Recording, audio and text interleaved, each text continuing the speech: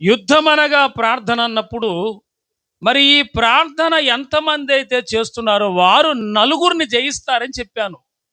వారు ప్రధానులు, అధికారులు, లోకనాథులు, దురాత్మ సమూహములు అని ఈ 4 రకాలైన సాతాను శక్తుల మీద, లోకము యొక్క బలము మీద, ఆ అధికారం మీద వీరు విజయాన్ని సాధిస్తారు అనే మాట మీ దృష్టికి తీసుకొచ్చాను. హల్లెలూయా. అలాగే ఎవరు పరాక్రమశాలి, ఎవరు బలవంతులు, ఎవరు యుద్ధ వీరులు అంటే అబ్రహాముని గురించి చెప్పాం. అలాగే మరి మోషే గురించి చెప్పాం. ఆ తర్వాత యెహోషువ గురించి చెప్పాం. ఎవరు పరాక్రమశాలులు, ఎవరు బలాఢ్యులంటే న్యాయాధిపతులు, ఒత్నియేలు గురించి చెప్పాం. గిద్యోను గురించి చెప్పబడింది. మరి అలాగా ఎలీషా గురించి, సమూయేలు గురించి చెప్పబడింది. సమూయేలు గురించి కానీ, గిద్యోను గురించి కానీ, ఒత్నియేలు గురించి కానీ, ఎలీషా కానీ, ఏలియా కానీ ఇలాంటి మహాపరిశుద్ధులు తమ వ్యక్తిగత జీవితంలో ప్రార్థన, యుద్ధ నేర్పరులు, యుద్ధము బాగా చేయగలిగిన వారు, అనగా ప్రార్థన బాగా చేయగలిగినటువంటి వారు, ఈ భూ సంబంధమైన వాటి మీద ప్రతిదాన్ని క్యాప్చర్ చేయగలిగిన అభిషేకం కలిగిన వారు. ఆమేన్. మరి ఒక మాట మీ దృష్టికి ప్రారంభంలోనే తీసుకొచ్చాను. యెషయా 21:5లో చదవనక్కర్లేదు. మీ ఆయుధములకు, మీ కేవిడములకు చమురు రాయుడి అనే మాట. చమురు అనగా నూనె అనగా అభిషేకమని, అభిషేకమనే ఆయుధముతో, విశ్వాసం అనే డాలుతో, అభిషేకం అనేటువంటి ఆయుధముతో మనము దుష్టుని వాడి అగ్ని బాణములను ఆర్పివేయచ్చని ఈ మాట మీ దృష్టికి తీసుకొచ్చాం. హల్లెలూయా. ఆ దిశగా ఎలీషా కానీ, ఏలియా కానీ, అబ్రహాము కానీ, న్యాయాధిపతుల గ్రంథములో సంసోను కానీ, గిద్యోను కానీ, బారాకు కానీ, ఇలాగ చూస్తే చాలా మంది, దావీదు కానీ, సమూయేలు కానీ, ఇలాంటి గొప్ప గొప్ప ప్రార్థన యోధులు, పరాక్రమశాలులుగా ఎలాగున వారి జీవితంలో మరి యుద్ధంలో విజయాలు సాధించారో మీ దృష్టికి తీసుకొచ్చాం. హల్లెలూయా. ఈ రోజున ప్రియులారా, దేవుని బిడ్డలారా, అయితే దేవుని దృష్టికి మనిషి బలాఢ్యుడే. ఆ మాట ఒక్కసారి మనం మూలవాక్యంగా ఒక 3 వారాలుగా ధ్యానం చేస్తున్నాం. ఉపవాస దినాల్లో కూడా ధ్యానం చేశాం. యోవేలు 3:9-10 ఒక్కసారి చదివితే మనం ముందుకెళ్ళిపోదాం. The book of Joel chapter 3 verse 9 and 10. ఇన్నిసార్లు మనం వాక్యం చదువుతున్నాం కాబట్టి మీకు ఈ పాటికి ఏమి రావాలా? అది కంఠస్థం రావాలా. ఏదో ఆ సమయానికి అప్పటికప్పుడు చదువుకొని ముక్కును పెట్టుకుని వదిలేయటం కాదు. ఆ వాక్యం చదువుతూ ఉండగా కంఠస్థం రావాలా, వచ్చేయాల. చెప్పండి. అన్యజనులకు ఈ సమాచారం ప్రకటించండి. యుద్ధము ప్రతిష్ఠించుడి. బలాఢ్యులను రేపుడి. యోధులందరినీ సిద్ధపడి రావాలను. మీ కర్రలు చెడగొట్టి ఖడ్గములు చేయుడి. కర్రలు చెడగొట్టి ఖడ్గాలుగా మారాలి. మీ పోటకత్తులు చెడగొట్టి ఈటలు చేయుడి. ఈటలు చేయాలి, పోటకత్తులు. బలహీనుడు నేను బలాఢ్యులను అనుకొనవలెను. బలహీనుడు ఏమనుకోవాలంట? నేను బలాఢ్యుడిని అని అనుకోవాలి. చాలు, దేవుని స్తోత్రం కలుగును గాక. హల్లెలూయా. సో ఇక్కడ బలాఢ్యుల గురించిన అంశంలో సర్వశక్తి గల దేవుడు యోవేలు గ్రంథములో 3వ అధ్యాయంలో మనతో మాట్లాడి ఆయన ఏమన్నాడంటే, ఈ యొక్క శుద్ధీకరణ ఆరాధన రోజున ఎవరు బలాఢ్యుడు అంటే పరిశుద్ధుడుగా ఉండేవాడు, పరిశుద్ధత కోసం పోరాటం చేసేవాడు. అంటే పరిశుద్ధులుగా ఉండుటకు పోరాటం చేసి పరిశుద్ధుడిగా బతకటానికి కలిగిన ఆటంకాలన్నీ జయిస్తూ దేవుని ఎదుట పరిశుద్ధుడిగా కనపడుటకు ప్రయాసపడేవాడే యుద్ధవీరుడు, బలాఢ్యుడు. ఈ రోజున ఎవరు పరిశుద్ధులు? ఎవడు సార్ పరిశుద్ధుడు ఇక్కడ అంటే, ఈ లోకంలో ఏ మనిషి పరిశుద్ధుడు కాదు. All the nations are sinners. Everybody, ప్రతి ఒక్కరూ కూడా పాపులే. కానీ క్రీస్తు యేసు పరిశుద్ధ రక్తంతో కడగబడ్డాము కనుక ఇప్పుడు మనమంతా ఏమయ్యారంటే వీరు పరిశుద్ధులు అనే పేరు పెట్టాడు. ఈరోజు ఈ శుద్ధీకరణ ఆరాధనలో ఎవరు బలాఢ్యులంటే పరిశుద్ధులుగా తమను తాము కాపాడుకున్న వాళ్ళే బలాఢ్యుడు. పరిశుద్ధుడిగా ఉండటం అంత సులువైన విషయం కాదు. ఎన్నో పోరాటాల మధ్యలో ఉంటాం, ఎన్నో ఆటంకాల మధ్యలో, ఎన్నో అపవిత్రమైనటువంటి పాప సంబంధమైనవన్నీ మనం చుట్టూ తిరుగుతూ ఉంటాయి. వాటి మధ్యలో ఉన్నాం మనం. పాపపు మాటలు మాట్లాడే వాళ్ళ మధ్యలో, పాపపు క్రియలు చేసే వాళ్ళ మధ్యలో, అలాగే ఒక మాటలో చెప్పాలంటే అపవిత్రులుగా ఉండే వాళ్ళ మధ్యలో కూడా ఒక్కొక్కసారి ఉండాల్సిన పరిస్థితి ఏర్పడుతుంది. ఇది భయంకరమైన పరిస్థితుల మధ్యలో ఉన్నాం. అలాంటి సిచ్యువేషన్స్లో నువ్వు పరిశుద్ధంగా కాపాడుకోగలవా? బైబిల్ గ్రంథంలో అంటాడు కదా, పరిశుద్ధ గ్రంథంలో లోతును గురించి దేవుడు మాట్లాడుతూ అనుదినము నీతిగల తన మనస్సును నొప్పించుకుంటూ వచ్చాడంటాను. ఎవరు? లోతు. సొదొమలోనే ఉన్నా, సొదొమ గొమొర్రాలోనే ఉన్నా, ఆ పాపిష్టి ప్రజల మధ్యలోనే ఉన్నా నీతిమంతుడిగా తన్ను తాను కాపాడుకోగలిగాడంట. దేవునికి స్తోత్రం కలుగునుగాక. హల్లెలూయా. అంటే పాపిష్టి జనం మధ్యలో కూడా, అపవిత్రంగా ఉన్న ప్రజల మధ్యలో కూడా, నిన్ను పాడు చేసే వారి మధ్యలో కూడా నువ్వు పాడైపోకుండా, ప్రేరేపించబడకుండా నిన్ను నీవే పరిశుద్ధంగా కాపాడుకుంటే నువ్వు ఖచ్చితంగా బలాఢ్యుడివే. నువ్వు ఖచ్చితంగా ఎవరో నీవు.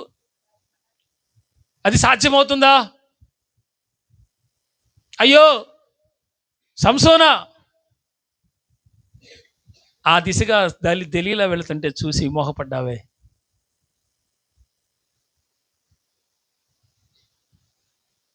అయ్యో దావీదు యుద్ధము చేయాల్సిన వసంతకాలంలో ఇంట్లో ఉండి ప్రాకారం మీద నడిచి ఒక స్త్రీని చూచి మోహించబడి పాపం చేసి బలహీనుడిపై దేవుని ఎదుట దోషిగా మిగిలావే. ప్రజల మధ్యలో పరిస్థితులు నిన్ను బలహీనపరుస్తున్నా ఆ టైంలో నువ్వైనా నేనైనా మనం పరిశుద్ధత కాపాడుకోగలిగితే మనం బలాఢ్యులం. ఎవరు సార్ బలాఢ్యులు అంటే తన్ను తాను పరిశుద్ధుడిగా కాపాడుకునేవాడే బలాఢ్యుడు. అంతేకాకుండా దేవుని నామానికి మహిమ తెచ్చేవాడు కూడా బలాఢ్యుడే. అంటే దేవుని నామానికి అపవిత్రత రాకుండా ఆయన నామానికి ఘనత వచ్చేటట్టు చేయాలి. చదువుదాం లేఖనంలో నుంచి ఈనాటి ధ్యానాంశమునకై ద్వితీయోపదేశకాండం 32వ అధ్యాయం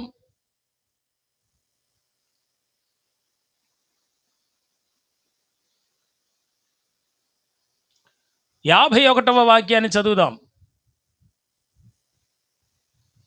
51, 52.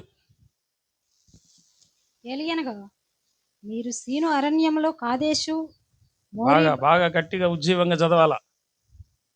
మోరీబ నీళ్ల యొద్ద ఇశ్రాయేలీల మధ్యను నన్ను పరిశుద్ధపరచక ఇశ్రాయేలీల మధ్యను నా మీద తిరుగుబాటు చేసితిరి. ఎదురుగా ఆ దేశమును చూచెదను, కానీ నేను ఇశ్రాయేలీలకు ఇచ్చుచున్న ఆ దేశమున నీవు ప్రవేశింపవు. చాలు, దేవుని స్తోత్రం చెబుదామా? హల్లెలూయా చెప్పండి. హల్లెలూయా. నా వైపు చూస్తూ శ్రద్ధగా ఆలకించండి. ఇంకా ప్రియులారా, ప్రజల మధ్యలో మొరీబా అనబడినటువంటి ప్రదేశానికి వచ్చారు. ఆ ప్రదేశంలో ప్రజలకి వాటర్ అయింది, మంచిగా దాహం అయింది. మరి ఆ దాహం తీర్చడానికి అక్కడ శనిగారు గొనిగారు. దేవుడు ఏం చేశాడని, మామూలే కదా, దేవుని పిల్లలు ఇది దేవుడు నాకు చేయట్లేదని ఏదో ఒకటి సనగటం మామూలు అయిపోయింది ఇశ్రాయేలీలకి. మరి నువ్వేమైనా సనుగుతున్నావా గొనుగుతున్నావో చూసుకో, పరీక్ష చేసుకో. దేవుని మీద సెటైర్ లేయటం, దేవుడి మీద సనగటం అలాంటివి చేయకూడదు. ఇక్కడ వీళ్ళు అదే చేశారు.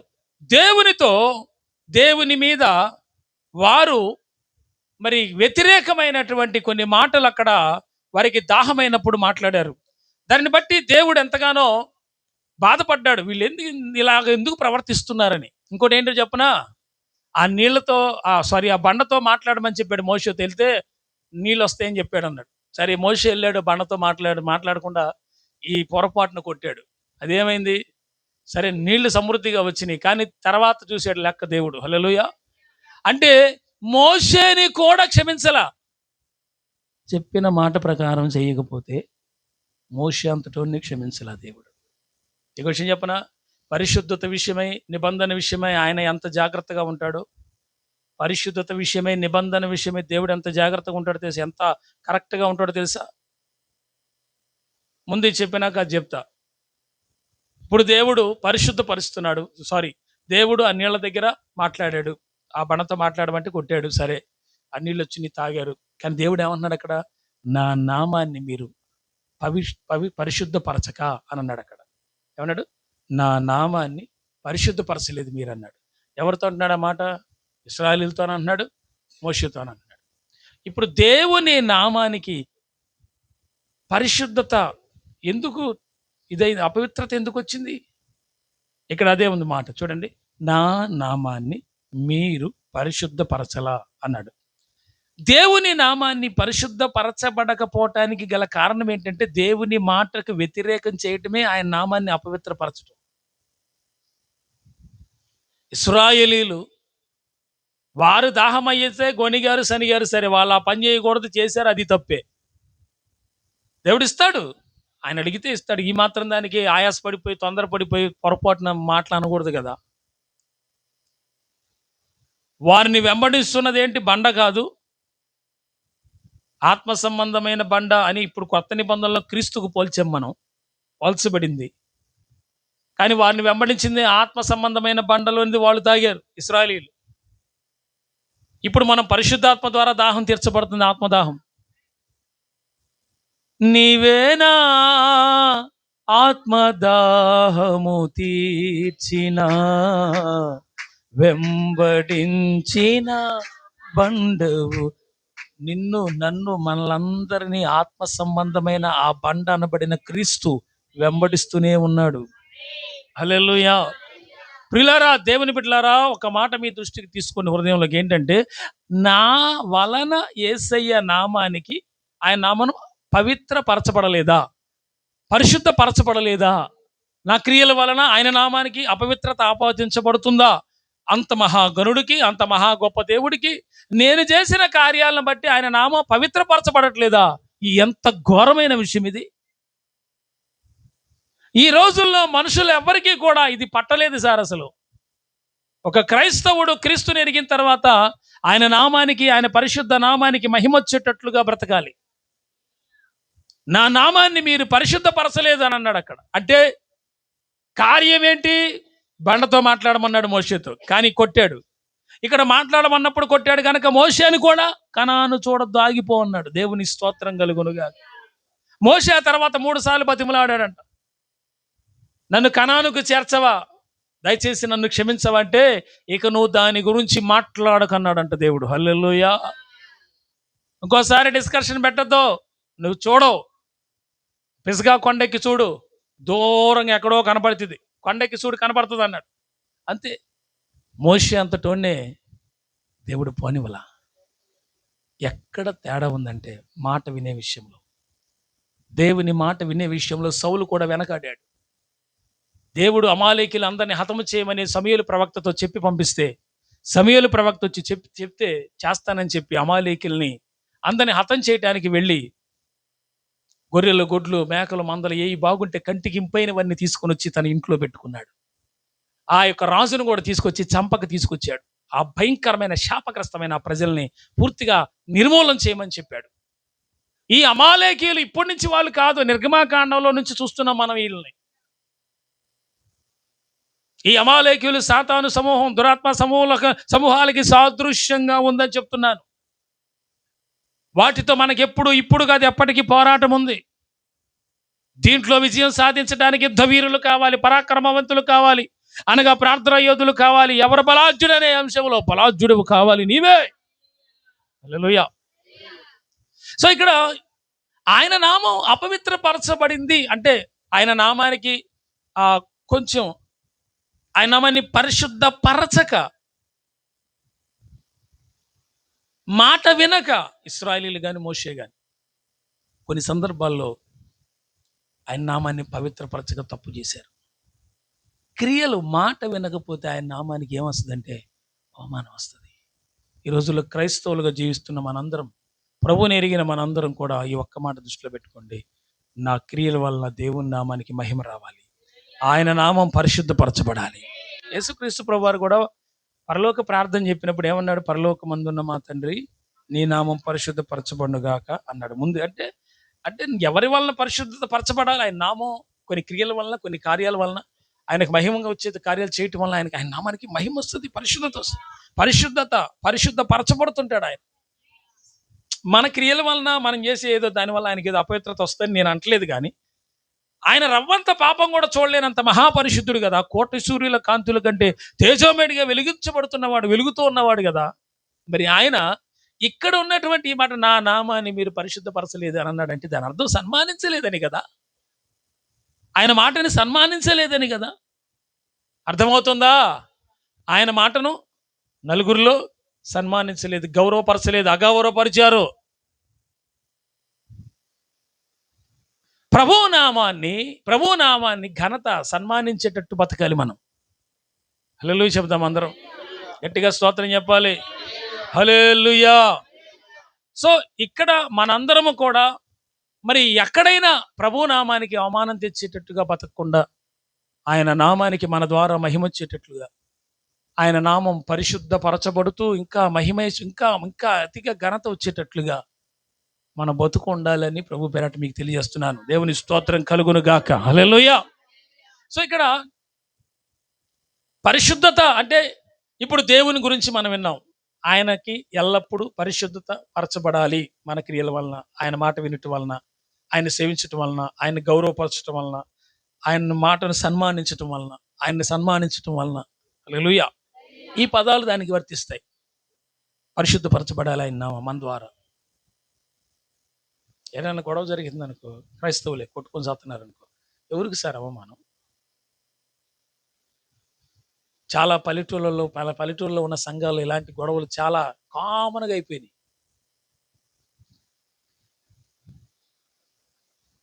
నికాసైన వాళ్ళు 10 మంది ఉంటే యేసుక్రీస్తు రక్త విజయం, పరలోకానికి వెళ్తారు చాలు.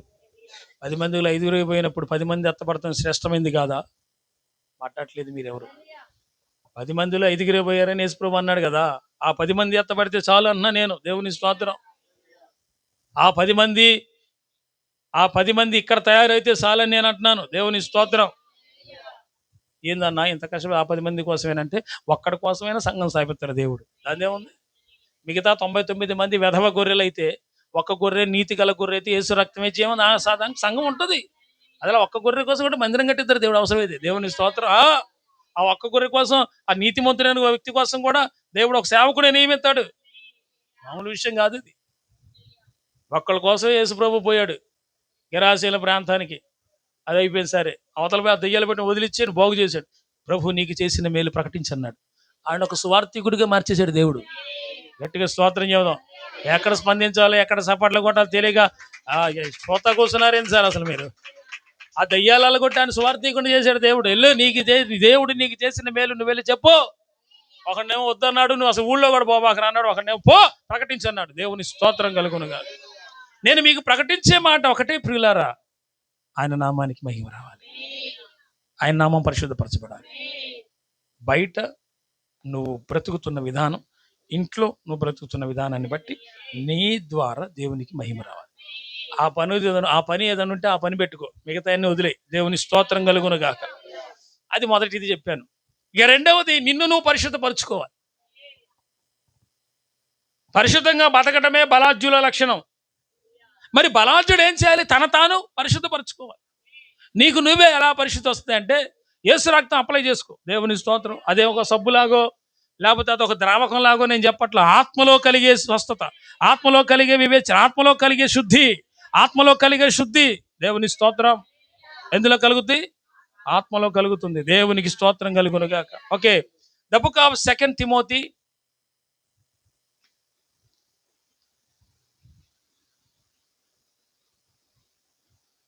మీ అందరికీ అది వాట్సాప్లో పెట్టాను నేను, చూసారో లేదో మరి. 2వ అధ్యాయము, 2 తిమోతి 2వ అధ్యాయము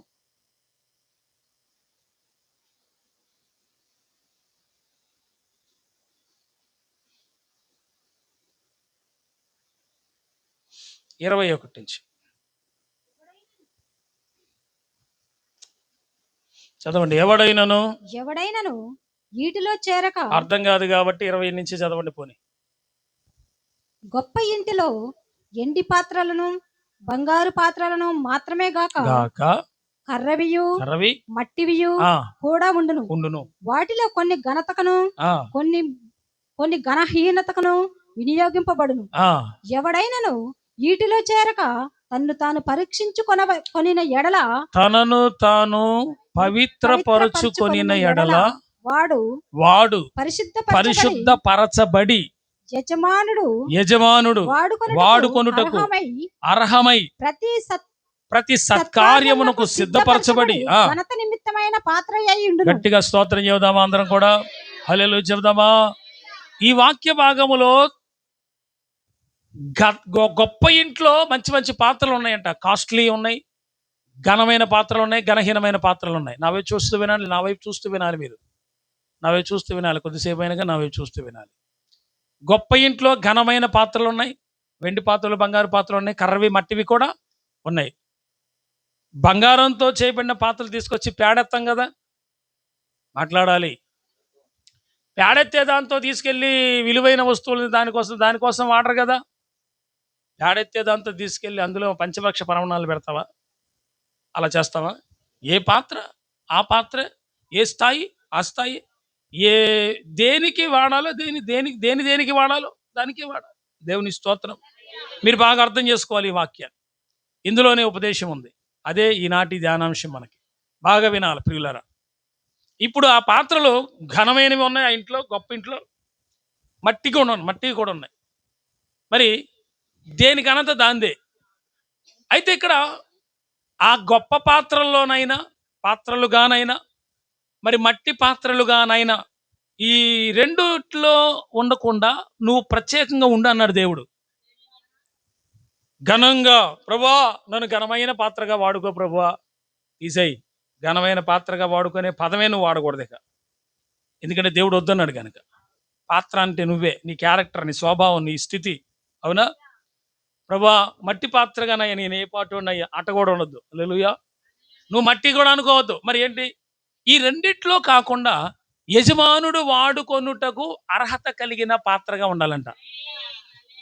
చెప్పండి ఎలాగంట? యజమానుడు వాడుకోవటానికి అర్హత కలిగిన పాత్ర కంటే అర్హత ఎప్పుడు వస్తుంది?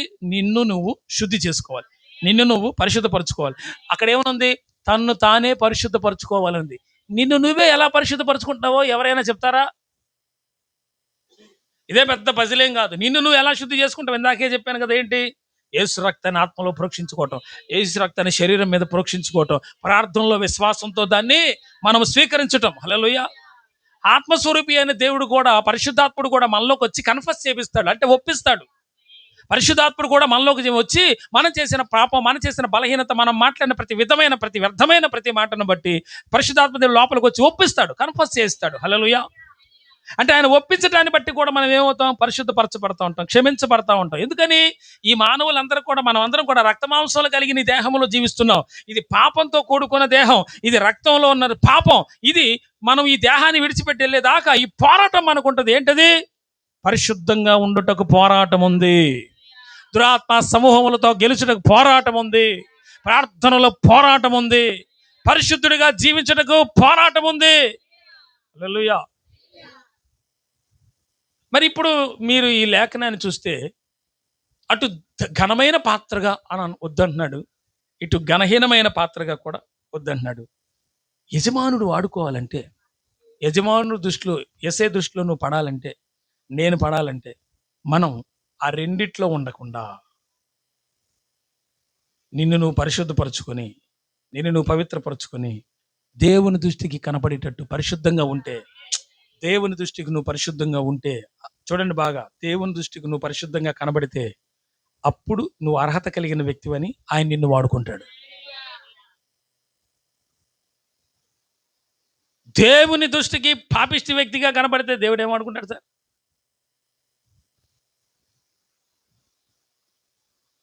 ఇప్పుడు నేను అనేది ఏంటంటే, మన అందరం ఆయన దృష్టికి ఎట్ట కనపడుతున్నాం. ఒక పని చేయి, నిన్ను నువ్వు పరిశీలన చేసుకో ఈరోజు, ఈ క్షణం. ప్రభా, నీవు నా యందు నివసించుటకు నేను యోగ్యమైన వాడిని కాదు, కానీ నీ కృప వలన మాత్రమే నేను యోగ్యమైన వ్యక్తిగా నన్ను చేశావు. యోగ్యమైన వ్యక్తిగా ఆయనే మనల్ని చేశాడు. నీతిమంతులుగా ఆయన రక్తమే మనల్ని మార్చింది. పరిశుద్ధులుగా ఆయన యొక్క పొందిన శ్రమల చేత, విమోచన చేత, లేకపోతే ఆయన ఆయన ఇచ్చిన ఈ రక్షణ ద్వారానే మనం పరిశుద్ధపరచబడ్డాం. అంతే, అంతా అంతా ఆయన దగ్గర నుంచి వచ్చింది. Because of Jesus. యేసు అనబడిన గొర్రెపిల్ల ప్రాణం పెట్టకపోతే ఈరోజు మానవాళి అందరూ పాపంలో కొట్టుమిట్టాడేవాడు.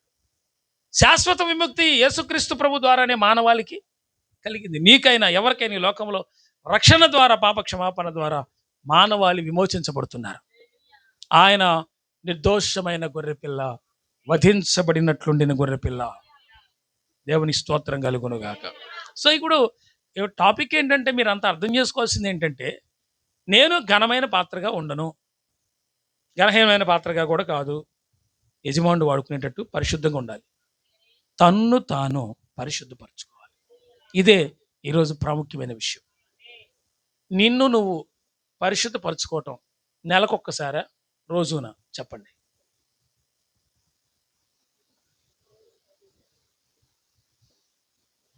రోజు స్నానం ఎంత అవసరమో భౌతికమైన దేహానికి,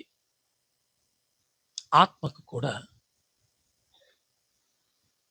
శుద్ధీకరణ అవసరం. అంటే మనకి శుద్ధీకరణ కావాలి. ఎందుకనగా ఈ దేహముతో, ఈ ఆలోచనలతో, ఈ మైండ్తో ఈ లోకంలో కొంతమంది పాపిష్టి జనం మధ్యలో, కొంతమంది లోకస్తుల మధ్యలో, లోక మాట చెప్పేవాళ్ళ మధ్యలో, లేకపోతే ఏదైనా దైవ సంబంధమైన దానికి విరోధంగా బతికే వాళ్ళ మధ్యలో ఒకవేళ నువ్వు ఉంటే, నిన్ను నువ్వు కాపాడుకోవడం ఎలా? ఒకవేళ వచ్చి నువ్వు కాదన్నా కానీ ఆ సంగతి నీతో మాట్లాడినప్పుడు నువ్వు కూడా ఏమవుతావు? ఆ మాటను బట్టి మనసు అపవిత్రమైపోద్ది. అనే కాదనలేవు, వాడని తీసేసుకోలేవు. వాడేమో వద్దంట, నువ్వేమో వద్దంటావు, ఆ వ్యక్తి ఏమో, ఆ అమ్మాయి ఏమో వస్తుంది, ఓ చెవులో ఊతా ఉంటుంది. ఇప్పుడు వీటన్నిటిని బట్టి నీ మనసు కకలావికలం చెంది, అవునా ఇట్లా ఉంటుంది, నువ్వు కూడా వెంటనే వాళ్ళ ఆత్మ నడిపింపులోకి వెళ్ళిపోతావు. అప్పుడు నీ మనసు అపవిత్రపరచబడుతుంది వెంటనే. దాని విషయమై సాయంత్రం ప్రార్థనలో కూర్చున్నప్పుడు, నా తప్పేం లేదయ్యా, నీకు దండం పెడతా ప్రభువా, ఆ అమ్మాయి వచ్చి బలవంతంగా నాతో ఈ విషయాలన్నీ చర్చించేసరికి కదా మనసంతా ఇదైపోయింది అయ్యా, నన్ను క్షమించు ప్రభు అని యేసు రక్తాన్ని ఆశ్రయించాలి. ఇలాగున ఇలాంటి నేను ఒక్క పరిస్థితి చెప్పా, ఒక్క విషయం చెప్పా, ఒక రివ్యూ, ఒక ఒక సందర్భాన్ని చెప్పా. ఇలాంటివి మనం జీవిస్తున్న ఈ లోకంలో, మనం చుట్టూ ఉన్న ప్రజల మధ్యలో మనం ఎలా ఉంటున్నాం, మనం పరిశుద్ధంగా ఉన్న అవతలోడు ఉన్నయకుండా చేస్తున్నాడు సాతాను గాడు. ఈ పోరాటం ఉంటుంది. అందుకని ఏం చేయాలి తెలుసా? ఎవ్రీడే శుద్ధీకరణ, ఎవ్రీడే ప్రాణ, ఆత్మ, దేహాలని శుద్ధి చేసుకోవాలి, కడిగేసుకోవాలి. ఎబ్రీ పత్రికలు అంటాడు కదా 12వ అధ్యాయం, వాక్యం అనబడిన ఉదక స్నానం అంటాడు కదా. వాక్యంతో స్నానం చేయాలి. చదువచ్చా మీ అందరికీ? చదువు వస్తే వాక్యంతో స్నానం చేసేయండి. దేవుని స్తోత్రం కలుగును.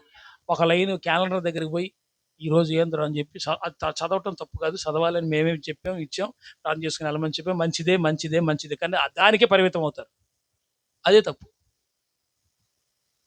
మరి దానికే క్యాలెండర్ ప్రార్థన చేసుకున్నానంటే చేసుకున్నా గారు, ఎక్కడ? క్యాలెండర్ దగ్గర. అదే కాదు, పోరాటం ఉందరా నాయన. దేవుని స్తోత్రం. ఈ క్యాలెండర్ ప్రార్థనలు, 2 నిమిషాల ప్రార్థనలు బయటికి వెళ్ళిన తర్వాత పచ్చిగా లోకంలో పడిపోతుంటారు. ఒక్కటే మాట పచ్చిగా లోకంలో తొందరగా పడిపోతారు. మనసంతా కకలావికలం, ప్రార్థనే చేసుకోరు. ఇలాంటి ఆదివారాలు వచ్చినప్పుడు, ఉపవాసాలు వచ్చిన పొరపాటున ఉపవాస ప్రార్థనకు వచ్చినప్పుడు, లేకపోతే శుద్ధీకరణప్పుడు, అప్పుడు దాకా ఆ పాపం ఏలుబడి చేస్తూనే ఉంటుంది.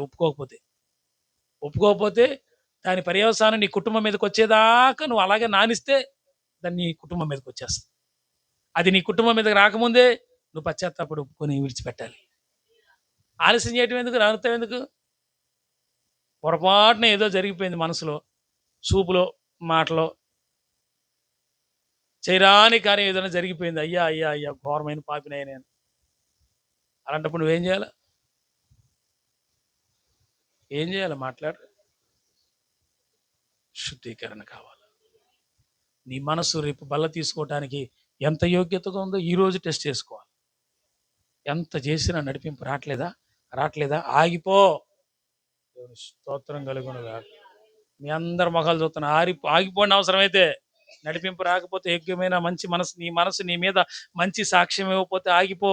చాలా డేంజర్ అది తీసుకుంటే. ప్రభు బల్ల అంటే నేను ఏదో రొట్టె తీసుకొని ఆశీర్వాదం కోతుపిండి తీసుకొని ఏదో రొట్టె చేసి తీసుకొచ్చి మీకు ఇచ్చేయట్లేదు. చాలా డేంజర్, అది చాలా జాగ్రత్త. ప్రభు శరీరం అని వివేచింపక తిని త్రాగువాడికి శిక్షా విధి ఉంది. ఏమంటారు పురుషులు? ఉందా కాదా? అవునా కదా? లేఖనంలోదే కదా. జెంట్స్ చెప్పాలి మరి, మాట్లాడరే. దేవుని స్తోత్రం, హల్లెలూయా. సో ఇక్కడ మనము యజమానుడు వాడుకొనుటకు అర్హమైన పాత్రగా తన్ను తానే, నిన్ను నీవే పరిశుద్ధపరచుకో. అంటే అప్పుడు నువ్వు ప్రార్థనలో కూర్చుంటేనే ఆ ప్రాసెస్ స్టార్ట్ అవుద్ది. అవునా కాదు? ప్రాసెస్ స్టార్ట్ అవ్వాలంటే పొయ్యి మీద నీళ్లు పెట్టుకుంటావుగా, వేడి నీళ్ళు కావాలని చెప్తున్న మాట వరుసకి సిద్ధపరుచుకుంటావుగా. అట్లాగే నీవు దేవుని సన్నిధికి ప్రార్థన ద్వారా సిద్ధపడి ఈ రోజంతా నేను ఎలా ఉన్నాను అని పరిశీలన చేసుకుని దాని విషయమై ప్రభు పాదాల చెంత ఖచ్చితంగా ఏదో ఒకటి ఉంటుంది, లేకుండా ఉండదు. ఏ పాపం కానీ ఏ దోషం కానీ ఆ రోజు కనుక అసలు ఏది కనపడలేదు మనసులో కూడా, నువ్వు అసలు దేవుడి వేగ మరిగా దేవుళ్ళే కండి అయ్యేది. అంటే ఏదో ఒకటి ఉండక మానదు. దేహం అలాంటిది. దీన్ని ఏం చేయాలా? నలగొట్టాలి. నలగొచ్చి అచ్చమైన స్వచ్ఛమైన మరి నూనె తీయాల. ఆ నూనె ఏంటి? ప్రార్థన. కొన్ని సందర్భాలు నూనె ప్రార్థన గుర్తు, కొన్ని సందర్భాలు నూనె అభిషేకానికి గుర్తు. అది తన్ను తానే శుద్ధీకరించుకోవాలి. నిన్ను నీవే ఎక్కడెక్కడ తప్పు చేసానా, ఈరోజు నిన్నేముంది, మొన్న ఏం చేశాను, అంతకుముందు చేసిన అని ఒప్పుకోలేదా, వీటన్నిటిని బట్టి మనస్సాక్షికు లోపల గద్దించింది కదండి. మన లోపల మనస్సాక్షి లేదా? కొంతమంది అంటారు, రే మనస్సాక్షి లేకుండా మాట్లాడుతున్నారు అంటే. లోపల నీ మనసు ఇది తప్పని గద్దిస్తున్నప్పుడు నువ్వు దాన్ని ఏం చేయాలా? పరీక్ష చేసుకొని వద్దు అనుకోవాలా, విడిచిపెట్టాలా. మీకు విషయం చెప్పిన, మనసు ఎప్పుడైనా మనం చేసే తప్పుని తప్పు అంటది, మాట్లాడేది తెలుసా మనసాక్షి. దాని మాట వినంగా, దాని గొంతు నొక్కేత్తంగా, దాన్ని గురేసేత్తంగా, దాన్ని గురేసి బరియల్ గ్రౌండ్లో తీసి పాతి పెడతాంగా. ఎందుకంటే మనిషి తత్వం వాడి ఆశ నెరవేరాలి. ఇదే కదా మనిషి జీవితంలో జరిగేది. కానీ ఈ కాలంలో మనం యోగ్యమైన పాత్రగా కనపడాలంటే, అర్హమైన పాత్రగా ఉండాలంటే నిన్ను మనల్ని మనం పరిశుద్ధపరచుకోవాలి. పరిశుద్ధపరచుకునే ఛాన్స్ దేవుడు మనకిచ్చాడు. హల్లెలూయా చెప్దామా? హల్లెలూయా. ఈ దిశగా మనం ఆలోచించినట్లయితే మరి ఒక మాట మీ దృష్టికి తీసుకొస్తాను. అదేమిటంటే కొలస్సీ పత్రిక 3వ అధ్యాయం.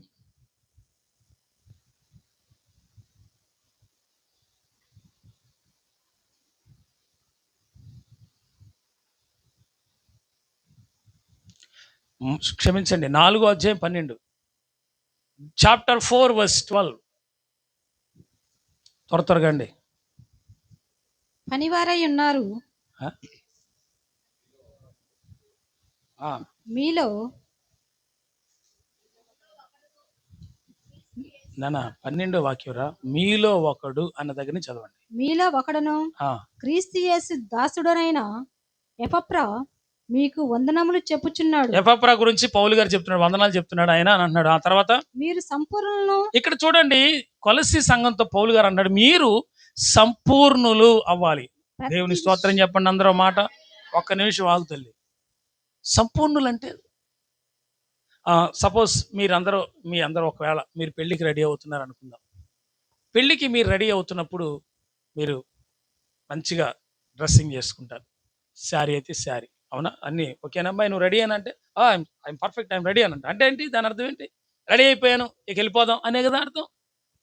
మీకు అర్థమయ్యే భాషలో చెప్తున్నాను, తేలికపాటి భాషలో అర్థం అవుద్దని. ఏమండి, రెడీ అయిపోయాను వెళ్ళిపోవటమే మనం అంటానా? అంటే దాని అర్థం ఏంటి? ప్రిపరేషన్ అయిపోయింది అంటే సంపూర్ణంగా నేను రెడీ అయ్యాను, ఇక వెళ్ళిపోదాం అనే కదా అర్థం. దీని విషయంలో సంఘానికి సంబంధించిన భాష ఒకటి ఉంది, అదేంటంటే సంపూర్ణులు. అది భౌతిక సంబంధమైంది, ఇది ఆత్మ సంబంధమైంది. అంటే దీంట్లో కూడా సంపూర్ణత ఉంది. హల్లెలూయా. దేంట్లో సంపూర్ణత కావాలి? విశ్వాస విషయంలో, పరిశుద్ధత విషయంలో, ప్రార్థన విషయంలో మరి మనకేం కావాలి? సంపూర్ణత కావాలి. సంఘములో దేవుడు చూడాలనుకునేది, కోరుకునేది సంపూర్ణత. ముందు పరిశుద్ధత, ప్రార్థన, తర్వాత సంపూర్ణత. పరిశుద్ధత, ప్రార్థన, తర్వాత సంపూర్ణత. ఈ సంపూర్ణత అనేది చాలా ప్రాముఖ్యమైనది సంఘానికి. అంటే ఇక ఆత్మ సంబంధంగా సిద్ధపడాల్సిన ఆ విషయాలలో అన్ని కోణాల్లో వీళ్ళు ఏమయ్యారంట, సిద్ధపరచబడ్డారు. ఇక వీళ్ళు లోపం ఏమీ లేదు. పెళ్లి కుమార్తె సిద్ధపడి పెళ్లి వస్త్రాలు వేసుకుని దగ్గరకు వచ్చేసిందంట. దగ్గరకు సారీ, ఇంటి దగ్గర బయలుదేరే ముందు వాళ్ళు తీసుకెళ్తారు. అమ్మా పెద్దలే ఉంటారు, రెడీ అయినమ్మా, అంత ఓకేనా, అన్ని తీసుకున్నారు, ఓకే రైట్, అన్ని మొత్తం నువ్వు ధరించాల్సినవన్నీ అంటే ఏంటి, పర్ఫెక్ట్, రెడీ అయిపోయింది అని. ఇదే మాట సంఘానికి పోలిస్తే సంఘం ఇంకా సంపూర్ణతలోనికి రాల. ఎందుకు? ఆచారాలు అడ్డుపడుతున్నాయి. ఎందుకు? పాపం అడ్డుపడుతుంది. ఎందుకు? సాతానుగాడు సంఘాల్లో చేరి గలిబిలి చేస్తున్నాడు. ఎందుకు ఇంకా సంఘం సిద్ధపట్ల? సరైన ఉపదేశాలు లేక. ఎందుకు ఇంకా సంఘం సిద్ధపట్టలేదు? పరిశుద్ధాత్మ అభిషేకం సంఘం మీదకి ఇంకా ఆయా సంఘాల్లో కుమ్మరించబడక, వాక్య ఉపదేశంలో లోతుగా ఎదగలేక, లోకస్తులుగా బతుకుతూ ఆచారాలు సంఘంలోకి తీసుకొచ్చి నాటి వాటిని చేయిస్తూ. ఆ మధ్య హిందూ సహోదరులు చేసుకున్న బతుకమ్మ పండుగ ఉంది కదా, తెలుసా మీకు? ఆ బతుకమ్మ పండుగని చర్చిలో అదేం డినామినేషన్ అందరు కలిసి, అంగీల్ డినామినేషన్ అది కూడా, ఆ డినామినేషన్ అందరూ చర్చిలో రౌండ్గా ఉండి వాళ్ళు ఎలా చేస్తారు, హిందూ సహోదరులు కొంతమంది లేడీస్ ఎలా చేస్తారు పండగ, వాళ్ళు చేసుకుంటారు కదా వాళ్ళ దేవతలకి, అట్లా వీళ్ళు కూడా యేసు ప్రభు లాగా యేసు ప్రభుకి చేశారు. ఎటుపోతుంది క్రైస్తవ్యం? అందుకే ఇలాంటి మొంతా తుఫాన్లు వంద వస్తాయి, రాకునేటువంటి.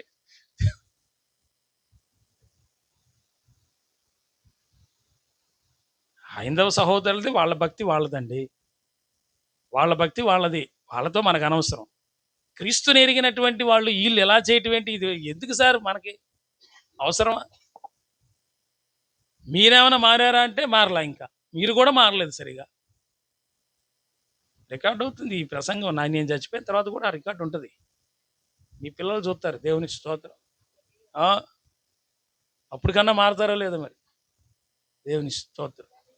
నేను ఆచారాలు చేయకుండా నేను పర్ఫెక్ట్ క్రిస్టియన్ అన్నవాళ్ళు, ఇక్కడ గుండెల మీద చేసుకుని దమ్మున్నవాళ్ళు ఆ మాట చెప్పండి చూద్దాం.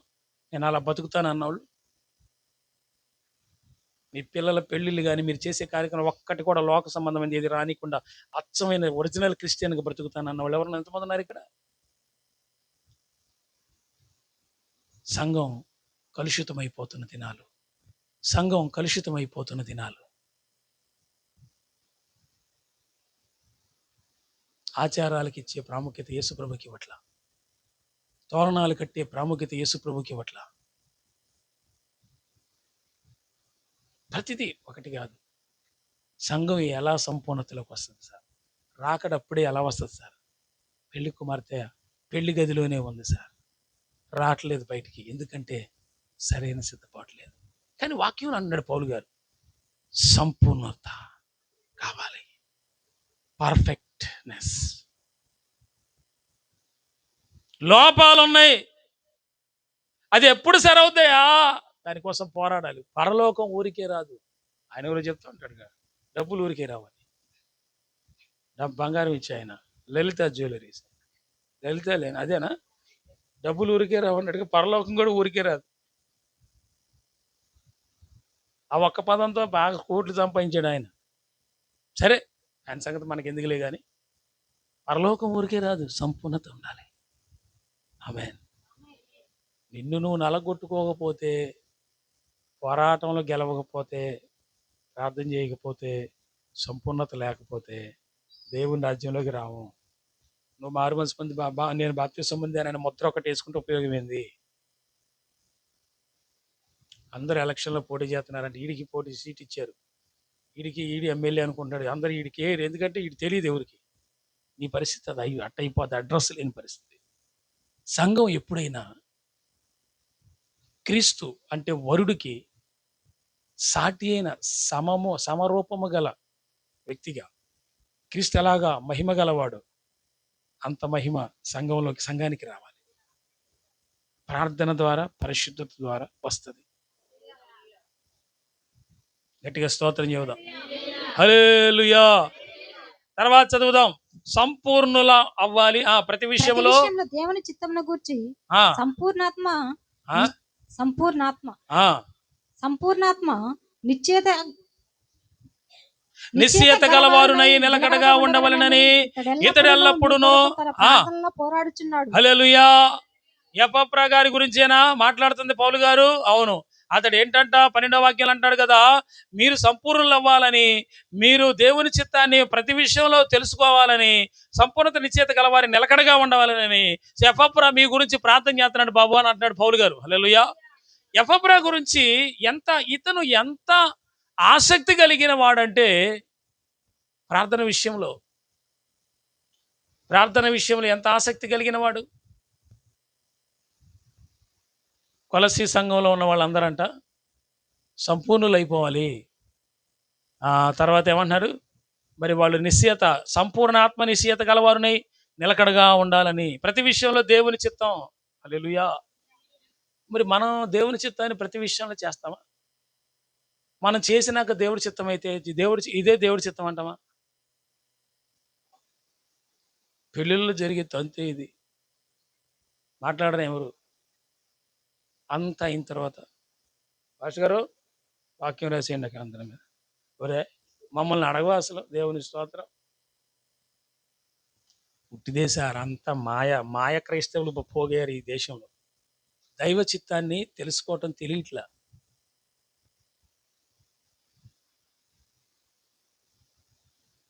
ప్రార్థన లేదు సంఘాల్లో, ఈ ఆచారాలే సరిపోతాయి. ఓకే, ఇక్కడ నేను తెలియజేసింది ఏంటంటే ప్రతి విషయంలో దేవుని చిత్తాన్ని తెలుసుకోవాలంట. ఇల్లు కడుతున్నావా? దేవుని చిత్తమా కాదా? ఈ ప్లేస్లో కట్టడం దేవుని చిత్తమా కాదా? మందిరం కడుతున్నావా? దేవుని చిత్తమా కాదా? మరి పలానా చోట ఏదన్నా పని ప్రారంభిస్తున్నావా? బిజినెస్ స్టార్ట్ చేస్తున్నావా? దేవుని చిత్తమా కాదా? ఆ కంపెనీలో ఉద్యోగం చేయటం ప్రభా నీ చిత్తమా కాదా? It is your will or not? ప్రభా 2 గేదెలు కొనుక్కోవాలనుకుని నీ చిత్తమా కాదా? కొనుక్కున్నాక ఫోన్ చేసి ప్రార్థన చేయంటారు. ఇది మనోళ్ళ తరంగతం. అంటే కొనుక్కున్నాక ఆ తర్వాత దేవుడికి సెకండ్ ప్రయారిటీ, నాట్ ఫస్ట్. మీరందరూ వింటున్నారా చెప్పేది? ఈ ఆల్టికి ఇదే రొట్టె, ఆయనకి ఇదే సిద్ధపరిచాడు. కొన్నాక పిలుస్తారా, లేకపోతే కొనే ముందే చెప్తారా?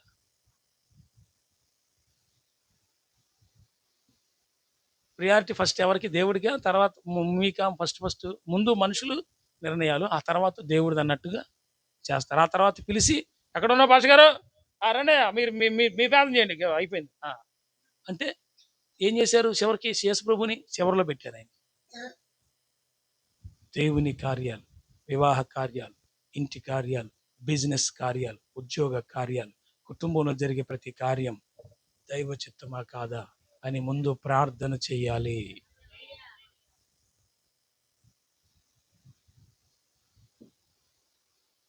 ఇక్కడ వాక్యంలో దేవుడు తెలియజేస్తున్నాడు, నా మాట కాదు. ఆయన ఏమంటున్నాడు? మీలో ప్రతి ఒక్కడు దైవ చిత్తాన్ని తెలుసుకొని సంపూర్ణాత్మ నిశ్చయత కలిగిన వారై ఉండాలి. ఇంత భక్తి ఎవరు చేస్తున్నారమ్మా? మరి ఆ మతం దానికి ఎందుకు కూడుకున్నాం ఇక్కడికి వచ్చి? నేను ఒకటి మాట చెప్తాను, అడుగుతాను. కొన్ని సంవత్సరాల క్రితం, కొన్ని నెలల క్రితం నుంచి అప్పటికి ఇప్పటికి నువ్వేమైనా మారినట్టు నీకు తెలిసిందా? నీలో మార్పు వచ్చింది. నాకు ఆత్మీయతలో ఎదుగుతున్నాను, వాక్యంలో ఎదుగుతున్నాను, నాలో కొంచెం బుద్ధిలో కూడా మార్పు వచ్చింది. ఇప్పుడు నాకు తెలియకుండానే నేను నన్ను గుణపరుచుకుంటున్నాను, శుద్ధి చేసుకుంటున్నాను, నేను మారిపోయాను అనేది మీకేమన్నా తెలిసిందా? మీలో మీకు అది తెలిస్తే మాత్రం దాన్ని కాపాడుకోండి. అది కంటిన్యూషన్ చేయాలి, జీవితాంతం వరకు కంటిన్యూషన్ చేయాలి, మధ్యలో వదిలిపెట్టేది కాదు ఇది. హల్లెలూయా చెప్పండి. సో సంపూర్ణంగా కనపడాలని ఎపఫ్రా కొలస్సీ సంఘంలో ఉన్న విశ్వాసుల గురించి ప్రార్థన చేస్తున్నాడంట. ఎంత ప్రార్థన పరుడు చూడండి. ఆ సంఘంలో ఉన్న వాళ్ళంతా సంపూర్ణం అవ్వాలని ప్రార్థన చేస్తున్నాడంట. వాళ్ళు దేవుని చిత్తాన్ని చేయాలని ప్రార్థన చేస్తున్నాడంట. హల్లెలూయా. తర్వాత 12వ వచనంలో చివరిది, నిలకడగా ఉండాలని ఇతడు ఎల్లప్పుడు మీ కొరకు ప్రార్థనలో పోరాడుచున్నాడు. ఆమేనని చెప్పండి. గట్టిగా చెప్పండి ఆమేనని. పోరాడుట అనండి. ప్రార్థన చేస్తున్నాడు వేరు, ప్రార్థన చేస్తున్నాడు అనేది వేరు, పోరాడుతున్నాడు అనేది వేరు. హల్లెలూయా. అందరూ చేస్తారు ప్రార్థన. ప్రభు సంఘాన్ని కాపాడండి, కొలసి సంఘాన్ని కాపాడు, నీకు దండం పెడతా ప్రభా, నీకు దండం పెడతాను ఆయన, సంఘాన్ని దీవించిన ప్రభు, ఆశీర్వదించిన ప్రభా. ఈ ప్రార్థన అందరూ చేస్తారు సార్. వింటున్నారా? మీరు అందరూ నిద్రపోతున్నారా? 10ంటికి నిద్ర అవుతుందా? మాకు నిద్ర వచ్చి సాయిలే చచ్చిపోయినాయి. మేము 1 గంట నిద్ర రావట్లేదు, 2 నిద్ర రావట్లేదు మాకు. మరి మీకు మాత్రం చర్చిలోనే హాయిగా నిద్ర అవుతుంది. మీరు మంచోళ్ళు, మీరు బాగా బాగా మంచి దాన్ని ఏమంటారంటే ప్రియులరా, మంచి ఆరోగ్యవంతులు మీరు. అందుకే మీకు టయానికి నిద్ర అవుతుంది. దేవుని స్తోత్రం. మా కళ్ళు నిద్ర కోసం ఎదురు చూస్తున్నట్టే ఉంటుంది, కానీ నిద్ర వచ్చి సావదు. చంపేసాం దేశ రక్తం వేసే నిద్ర, చంపేసాం 1 గంట 2 దాకా 3 దాకా చంపేసాం, నిద్ర రావట్లేదు.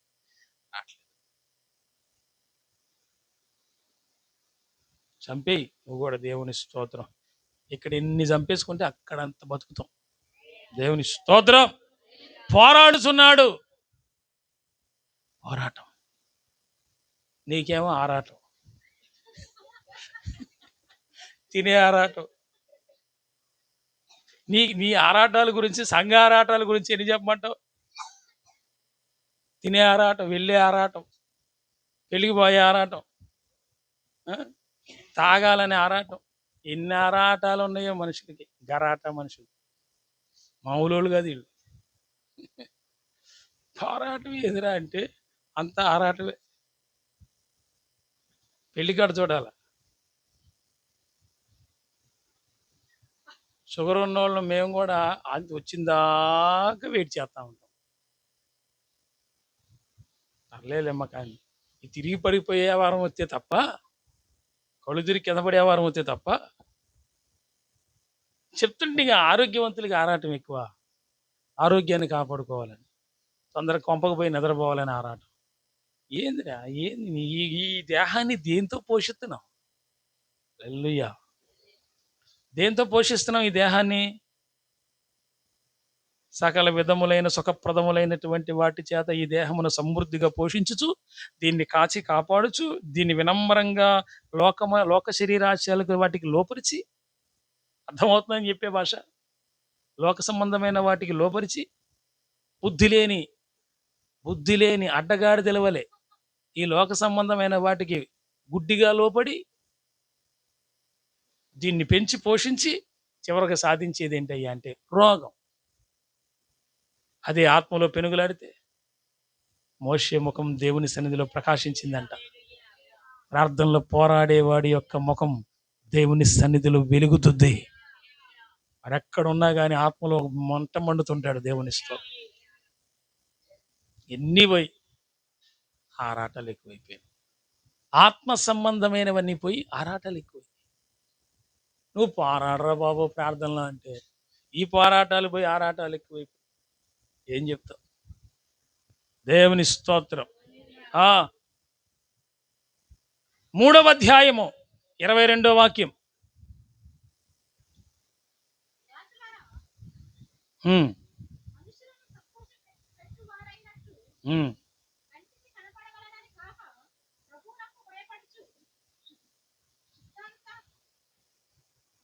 నాకు తెలుసు అక్కడ ఆగుద్దని. నేను చెబుతా చూడు తల్లి. దాసులారా, మనుషులను సంతోషపెట్టు వారైనట్టు కంటికి కనపడవలనని కాక. భక్తి కనపరిచే విషయంలో అమ్మో అయ్యగారు ఉన్నారు కాబట్టి మరి మనం చాలా జాగ్రత్తగా ఉండాలండి. స్కూల్లో క్లాసులో మాస్టర్ ఉన్నాడు కాబట్టి పిల్లలంతా సైలెంట్గా ఉన్నట్టు, అయ్యగారు ఏడు ఉన్నాడు కాబట్టి, ఇక్కడ చర్చిలో ఉన్నాడు కాబట్టి ఒక భక్తి. కొంపలేమడ పోయిన తర్వాత మాట్లాడుకునేటప్పుడు అసలు భక్తి బయటపడింది.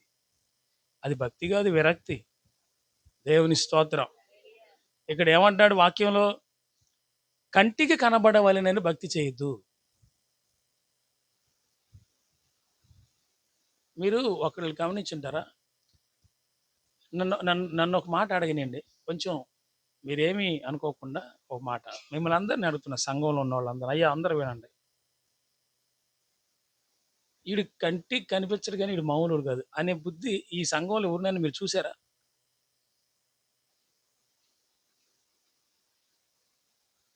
వినపడదు కానీ కనపడదు కానీ మామూలు విషయం. మళ్ళీ అయ్యగారు కనబడితే అసలు అమ్మో ఎక్కడ లేని భక్తి చూపించేస్తుంది. ఇదొక తీరు.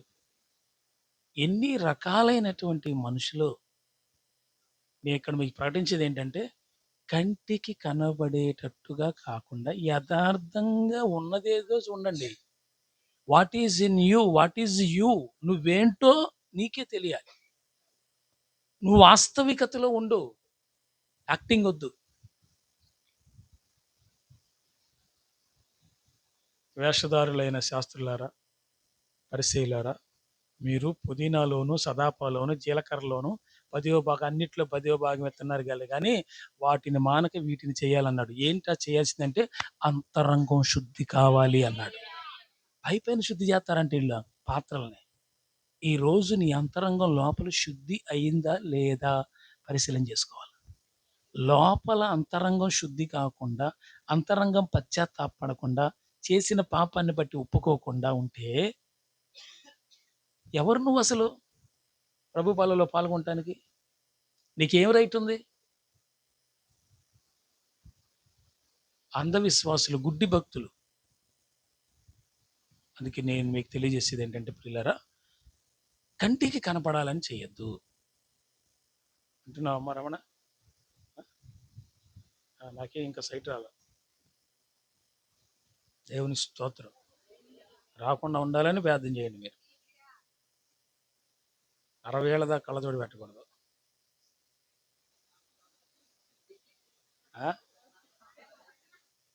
ఏంది 100 సంవత్సరాల దాకా? ఆయన ఆయుష్ ఇస్తే ఓకే, ఆయన ఇయ్యాలి ఆయుష్. దేవుని స్తోత్రం. ఆయన ఆయుష్ ఇస్తే ఉంటాం మనం. దేవుని స్తోత్రం చెప్పు. హల్లెలూయా. బయటికి మన భక్తి ఎలా ఉందంటే కంటికి కనపడేటట్టు ఉండకూడదు. అది కాదు. నిజంగా నువ్వు మారిన వ్యక్తి అయితే దేవుని ఎదుట నువ్వేంటో నువ్వు కనపరుచుకుంటున్నావు ఎవ్రీడే దేవునికి. కాబట్టి నువ్వేంటో అది రియల్గా బయట కనపడుతుంది. అదేది యాక్టింగ్ చేయాల్సిన అవసరం లేదు. లూకాసు వార్త. మళ్ళీ అక్కడికి వచ్చేద్దాం. లాస్ట్ మాట చెప్పి నేను ముగిస్తాను. ఖచ్చితంగా 1 గంటలో వెళ్ళిపోదాం ఇంటికి.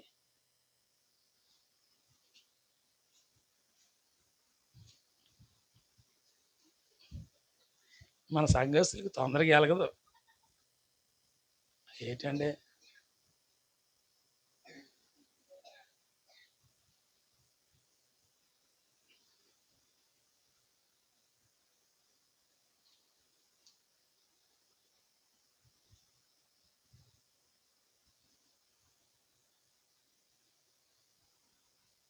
ఉం.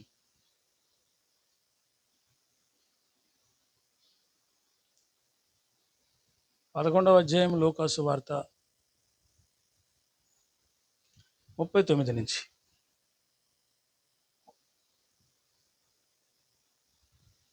ఆ 38 నుంచి చదవండి పోనీ, క్లియర్గా అర్థమవుతుంది. ఎవరు స్నానం చేయలేదని? యేసుప్రభు స్నానం చేయలేదని. యేసుప్రభు గురించి మాట్లాడుతున్నారు పరిసయ్యులు. నువ్వేంది స్నానం చేయడానికి, అన్నం తినడానికి ముందు స్నానం చేయవా అంటున్నారు. అంటే భౌతిక సంబంధమైన వాటికి వాళ్ళు ఇచ్చే ప్రయారిటీ, ప్రాముఖ్యత చూడండి ఎట్లా ఉందో. అన్నం తినే ముందు స్నానం చేస్తావా? మాట్లాడండి. అన్నం తినాలి కాబట్టి స్నానం చేస్తావా? ఇప్పుడు పొద్దున్నే లేచాం, పనులన్నీ అయినాయి, వంట గంట అంతా అయింది, పురుషులు కూడా లేచారు, టిఫిన్ చేశారు, స్నానం చేశారు, మొత్తం అంతా అయిపోయింది. మధ్యాహ్నం వచ్చేసరికి మధ్యాహ్నం మళ్ళీ అన్నం తినేటప్పుడు స్నానం చేస్తావా? అంటే ఒకసారి ఏమైంది, శుద్ధీకరించబడ్డావు అంతే. దేవుని స్తోత్రం. ఇప్పుడు నువ్వు అన్నం తినాలి కాబట్టి స్నానం చేస్తావా? స్నానం చేయాల్సింది యేసుప్రభు కూడా అన్నారు. అంటే భౌతిక సంబంధమైనవి. నువ్వు దేనికి ప్రాముఖ్యత ఇస్తున్నావు సంగమా? భౌతిక సంబంధమైన నిజం చెప్పాలి. భౌతిక సంబంధమైన వాటిగా, ఆత్మ సంబంధమైన వాటిగా. ఇదే పజిల్గా ఉంది మీ సంఘంలో. అది మీకు అర్థం కావాలా, క్లారిటీ రావాలా. అందుకే చదవండి, కంటిన్యూషన్ చేద్దాం. అందుకు యేసయ్య ఏమన్నాడు 39?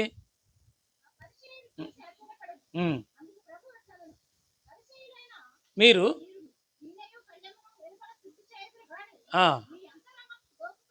బా వామో ఎలా ఉందంట. ఇటు స్నానం చేయమన్నాడు చూసే పైకి. అయిపోయిన స్నానం చేయకుండా ఆనందం తింటా పెట్టి నువ్వు అని అన్నవాటితో యేసుప్రభు చెబుతున్నాడు, ఒరే ముందు నువ్వు లోపల అంతరంగం నీకు శుద్ధి లేదురా, నువ్వు దోపుతో దుర్మార్గంతో నిండుకొని ఉన్నావురా నువ్వు. ముందు నువ్వు లోపల శుద్ధి చేసుకోరా అంటున్నాడు. దేవుని స్తోత్రం. అంతరంగములో శుద్ధి లేకుండా బల్ల తీసుకోకూడదు. శుద్ధీకరణకి ఎందుకు ఇంత నేను ప్రాముఖ్యత ఇస్తున్నాను? ఎందుకు? బైబిల్ చెప్పింది కాబట్టి, ప్రభు బోధిస్తున్నాడు కాబట్టి. ఇక్కడ అంటాడు కదా, మీరు పరిశీలన, మీరు గిన్నె పళ్ళెం వెలుపల శుద్ధి చేస్తారు, బయట శుద్ధి అన్న చెప్పండి. బయట శుద్ధి, దేహ శుద్ధి అనండి. అయిపోయినా మొత్తం. అంటే స్నానం చేస్తే పరిశుద్ధులు అయిపోయాం, చేతులు కడుక్కుంటే పరిశుద్ధులు అయిపోయాం. అలా వెళ్ళి గుమ్మం దాటి బయటికి వెళ్ళి వచ్చి మళ్ళీ ఇంటికి వస్తే మళ్ళీ కాలు చేతులు శుభ్రంగా కడుక్కుంటున్నాం. ఇప్పుడు సుజాతమ్మ ఇల్లు ఉంది ఆడ, అక్కడి నుంచి ఇక్కడికి వచ్చింది, ఇక్కడి నుంచి ఇంటికి వెళ్ళటం మళ్ళీ ఇల్లు కాళ్ళు కడుక్కుంటుందా? కడుక్కుంటామా? లేదు. చెప్పండి. మీరు ఇచ్చారు, ఇప్పుడు చర్చి నుండి ఇంటికి వెళ్ళి కాళ్ళు కడుక్కుంటారా? మీరు చెప్పండి, మాట్లాడండి అందరూ. ఎవరు కాళ్ళు అనుకోండి. ఇప్పుడు చాలా మంది చర్చిల నుంచి, మీ ఇళ్ళ నుంచి చర్చికి వచ్చారు, చర్చి నుంచి మళ్ళీ బయటికి వెళ్ళిపోయినారు, మళ్ళీ కాళ్ళు కడుక్కొని ఎవరైనా లోపలికి వెళ్తున్నారా? వాళ్ళు అతి భక్తులు, వాళ్ళు ఆచారం. సరే, ఈ రోజు నుంచి పటాపంచలు అయిపోవాలా ఎన్నీను. దేవుని స్తోత్రం. ఏదో ఉండటానికి వీల్లేదు. అంటే చుట్టాలు వచ్చే చెమ్ము నీళ్ళు ఇచ్చి కడుక్కొని కొన్ని చేశారు, లేనిపోని గొడవ అక్కడే. అది మర్యాద. దేవుని స్తోత్రం. అదేంటి మర్యాద? మా ఇంట్లో మా అయ్యగారు చర్చిలో చెప్పిండు ఎప్పుడో, నీకు మంచి నీళ్ళు కూడా ఈయన వచ్చే లోపలికి వచ్చే, అట్లా కాదు. మర్యాద, దుమ్ము పోవాలా. హల్లెలూయా. మర్యాద వేరు, ఆచారం వేరు. ఆచారాన్ని తీసుకొచ్చి మర్యాదలో కలపద్దు. పరవన్నం నెయ్యిలో రెండు కలిపే ఉంటది, కానీ పరవన్నం మట్టి ఎట్ట కలుసుదురా? దేవుని స్తోత్రం. అర్థం కాలేదా? ఆచారాన్ని తీసుకొచ్చి ఎందులో కలపద్దు? ఆచారాన్ని తీసుకొచ్చి ఎందులో కలపద్దు అంటున్నాడు దేవుడు? పరిశుద్ధతలో కలపద్దు. రెండు కలవు. మీరు దయ్యపు భోజన బల్ల మీద, దేవుని బల్ల మీద తింటారా? ఆడి పలహారం ఇది మొత్తం ఈ రెండు తినేస్తారా? ఈ రెండు సెట్ అవ్వు. హల్లెలూయా. ఇక్కడ అంటాడు కదా, అంతరంగం శుద్ధి చేసుకో. చెప్పండి, ఏం శుద్ధి అవ్వాలి నీకు? చెప్పండి, ఏం శుద్ధి అవ్వాలి? ఏం శుద్ధి అవ్వాలి? మరి ఇక్కడ ఇంతసేపు ప్రార్థనలు గడిపారు, ఆరాధన చేశారు, పాటలు పాడారు, కన్నీరు గడిచారు, శుద్ధి అయిందో లేదో పరిశీలన చేసుకో.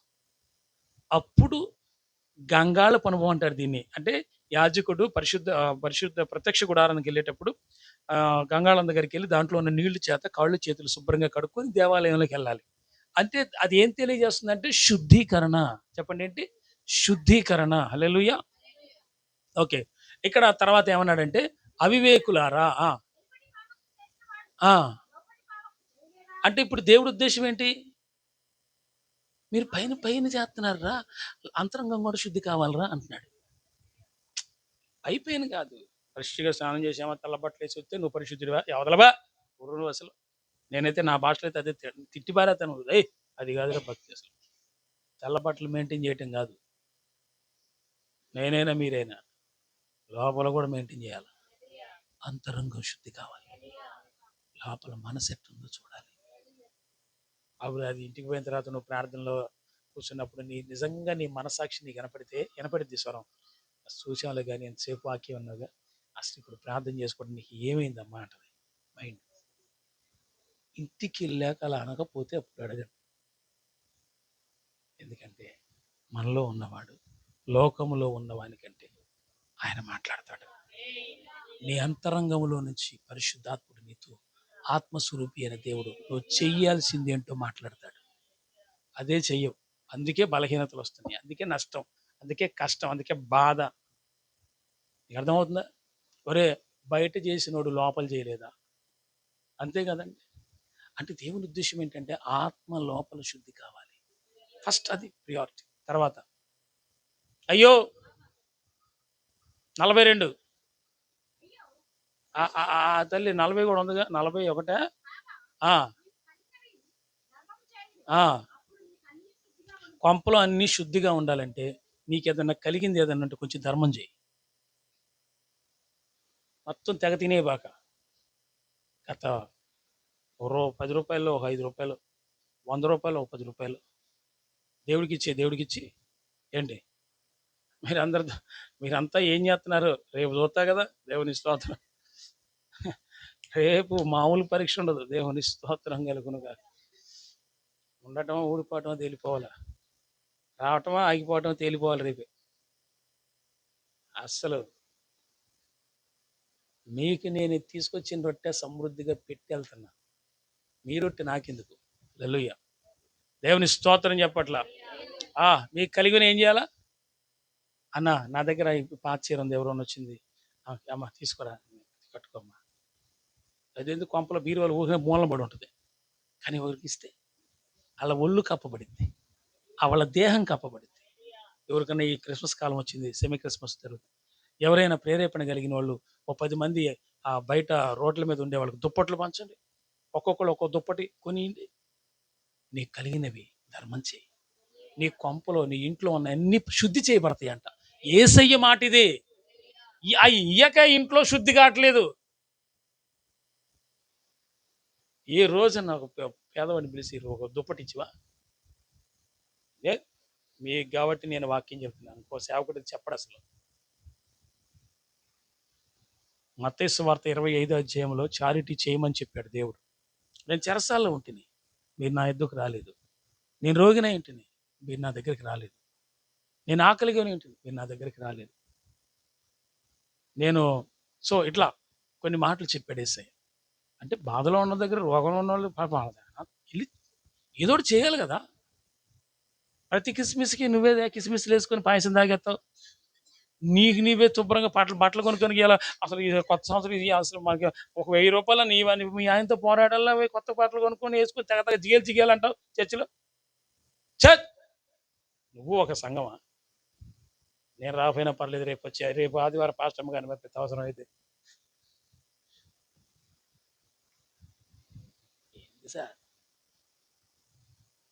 మీ జీవితంలో ఒక్కళ్ళకైనా ఒక దుప్పటి పంచారు? రోడ్డు మీద పేదోళ్ళు, జంగాల వాళ్ళు కొంతమంది అట్లా ఉన్నారు. వాళ్ళు తిండికి లేని వాళ్ళు ఉన్నారు. 2-3 ప్లేసుల్లో నేను చూశాను. వెళ్ళి ఒక దుప్పటి, ఒక 300లో చీర నువ్వు కట్టుకొని పండగ ఆనందాన్ని చూసి నువ్వు పొందే బదులు అవతల వ్యక్తి కప్పితే ప్రభు సంతోషిస్తాడు. ప్రభుకి ఇష్టమైన చారిటీ చేయి. నీకు ఇంట్లో ఉన్నవన్నీ శుద్ధి అవుతాయి. మీరే కట్టుకోవద్దు దాంట్లో, పండగ చేసుకోవద్దు దాంట్లో. ఎప్పుడు మీరేనా బోరు కొట్టట్లేదా? దేవుని స్తోత్రం. షాపులకి వెళ్తావు, వెళ్ళిపోయి ఏంటి మేనా కాటంది, ఏమో సార్ ఏమేమి ఉన్నాయో మీకు 100 రకాలు ఉన్నాయి. మాకేమో బైహాట్ రావు వచ్చావాయి. ఎప్పుడన్నా ఇలాంటి వ్యవహారాలకు వస్తే అర్జెంటుగా నేను తప్పించుకుంటా. దేవుని స్తోత్రం. మీకు అన్న అర్థమైందో లేదు. ఇవన్నీ కూడా ప్రియులరా, మీ ఇంట్లో అన్ని శుద్ధి అవ్వాలంటే ప్రత్యేకంగా ఈ సంవత్సరం గుండె పగిలిపోయే పని ఏం కాదులే. కొంతమంది దుప్పట్లు ఒక్కొక్కటి ఒక్కో దుప్పటి ఎంత బాగా సార్. చలికాలం వస్తుంది పాపం, వణిగిపోయే పేదవాళ్ళకి కప్పుదాం సార్. పండగ రోజు బిర్యానీ తినలే, ఎవడొద్దన్నాడు మీ బిర్యానీ, నోటికాడి బిర్యానీ నేనేం లాక్కోను. నేను చెప్పేది ఏంటంటే ఒక్క దుప్పటి, ఒక్క దుప్పటి, ఒక చీర. మీ అందరికి మైండ్లోకి వెళ్ళిపోయింది ఏంటి తెలుసా? నీ బీరువాళ్ళ కట్టని చీర ఏముంది? మీ నాడి నాకు బాగా తెలుసు. వద్దండి, కట్టినవి వద్దు. బాగుపోయినా పోయిద్దేమో. నువ్వు ఒక్కదాని అంటే ఎట్ట? హృదయాలోచనలు మనుష్యుని వశంగా దేవుడి వశంలో ఉన్నాయి. కాబట్టి నువ్వు కట్టినవి కాదు, 300. నేను ఈ సంవత్సరం పండగ చేసుకోవట్లేదు, నా కొత్త బట్టలు లేకపోయినా పర్లేదు. ఒక పేదలు రోడ్డు మీద ఉన్నారు, నేను తీసుకెళ్తాను, మీ చేతే చేపిస్తాను ఆ పని. క్రిస్మస్ రోజు మీరందరూ కూడా శుభ్రంగా వండుకొని తింటాం కాదు. ఏనండి, క్రిస్మస్ రోజు మీరు వండుకొని తింటాం కాదు, ఆ రోజు మీరు వండి పెట్టండి ఇద్దరికైనా. లేదా ఒక శారీ తీసుకురండి, ఒక్కొక్కరు రండి, కలెక్ట్ చేద్దాం. వెళ్ళి నందిగామలోన ఎక్కడెక్కడ ఉన్నారు వచ్చి తీసుకెళ్తారు మిమ్మల్ని. లేదా సేవకులు ఈ మధ్య ఈరోజు ఒక డెసిషన్ చేశారు. ఏంటంటే అందరం కలిసి సేవకులండి, సేవకులు తీసుకోవటమే కానీ ఉంటాలు ఉంటాయా? సేవకులు తీసుకోవటమే కానీ ఉంటాలు ఉంటాయా? అట్లాంటిది మా Nandigama United pastors fellowship number 1 church, number 1 సహవాసం.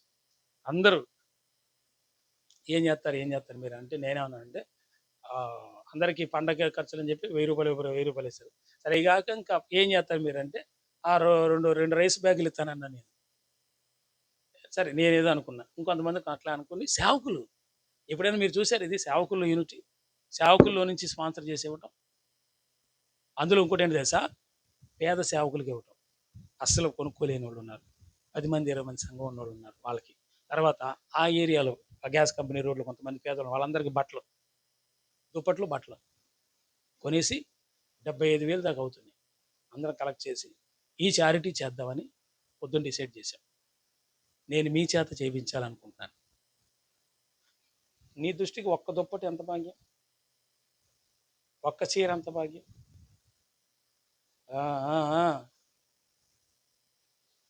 ఒక్కసారన్నా యేసుప్రభులాగా చేద్దాం, పుణ్యం మూట కట్టుకుందాం. నీకు కలిగినవన్నీ శుద్ధిగా ఉండాలి అంటే, నేను వాక్యంలోది చెప్పానండి, నీకు కలిగినవన్నీ, ఇంట్లో నీకు కలిగినవన్నీ శుద్ధిగా ఉండాలి అంటే ఇలాంటి చారిటీ చేయాలి, ధర్మం చేయండి.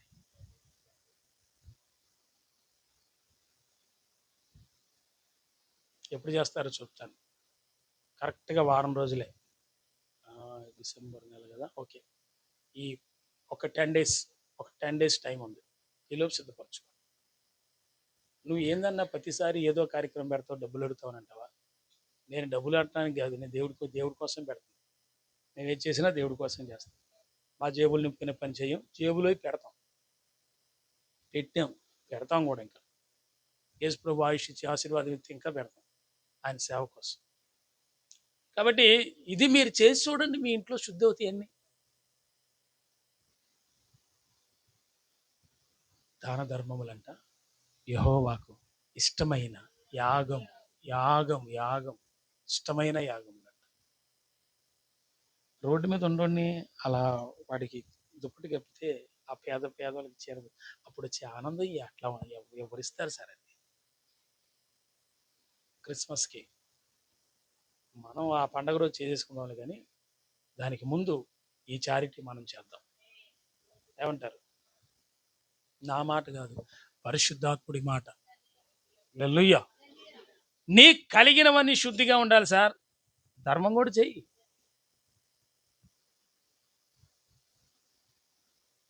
చాలా బాధేసింది, వీళ్ళు ఎవరు చేయలేదని అన్నప్పుడు ఎంత దుఃఖం వేసిందో నాకు. మంచి సంఘమే, మంచి ప్రార్థనా పరులే, చర్చికి మంచిగా వచ్చేవాళ్ళే, బాగానే ఉంటారు, కానీ ఇదొకటి లోపాలు కలిగింది దేవుడు ఇష్టపడ్డ. ఈ కోణంలో కూడా మనం పేదవాళ్ళకి సహాయపడేటట్టు ఉండాలి. ఇది నేనేదో యాదృచ్ఛికంగానో యాక్సిడెంటల్గానో చెప్పింది కాదు, పరిశుద్ధాత్ముడు ప్రేరేపిస్తేనే చెప్పాను. అది కూడా ఇప్పుడు యాక్సిడెంటల్గా చెప్పింది కాదు, హోలీ స్పిరిట్ ప్రేరేపిస్తేనే చెప్తాను ఇదే. హల్లెలూయా. ఇప్పుడు చెప్పండి, అప్పుడు మీకు అన్నీ శుద్ధిగా ఉండును. ఎప్పుడు? ధర్మం చేస్తే. ఇంట్లో మీకు అన్నీ శుద్ధిగా ఉండాలని ఎంతమంది కోరుకుంటున్నారు అంటే అందరు ఇష్టపడతారు. మా ఇంట్లో ఏది అపవిత్రమైంది ఉండకూడదు, నేనిచ్చే ఈ దానం, నేనిచ్చే ఈ దుప్పటి, నేనిచ్చే ఈ చీర ద్వారా ఏదో ఒకటి, నువ్వు ఇచ్చేది ఏదో ఒకటి కొంచెం సహాయం చేస్తే నీ ఇంట్లో అన్ని శుద్ధి అయిపోతాయి. తర్వాత ఏమన్నాడు దేవుడు? 42 ఇప్పుడు చదువు, తొందరగా ముంచి అది వెళ్ళిపోదాం.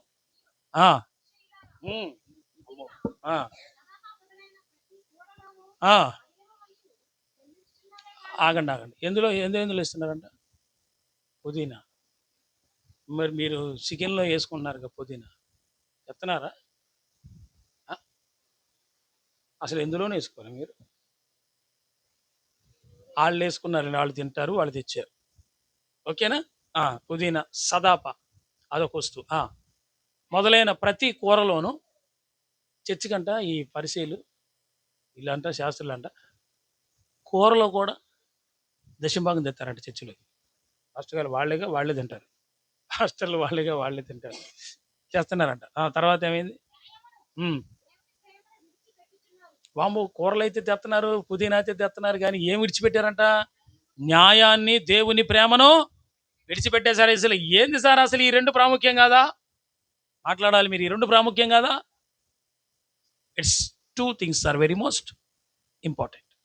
ఈ రెండు విషయాలు చాలా, న్యాయము, దేవుని ప్రేమ. ఈ రెండు కలిగి ఉంటేనే మిగతా అన్ని చేసిన అర్థం ఉంటుంది సార్. అర్థమవుతుందా మీకు? ఏం ఏం ఏం కలిగి ఉండాలి? దశంభాగం ఇయటమే కాదు, అసలు ఎంతమంది ఎత్తున్నారు రేపు తేలుద్ది. హల్లెలూయా. సరే, నువ్వు ఇచ్చినా ఇవ్వకపోయినా తర్వాత సంగతి.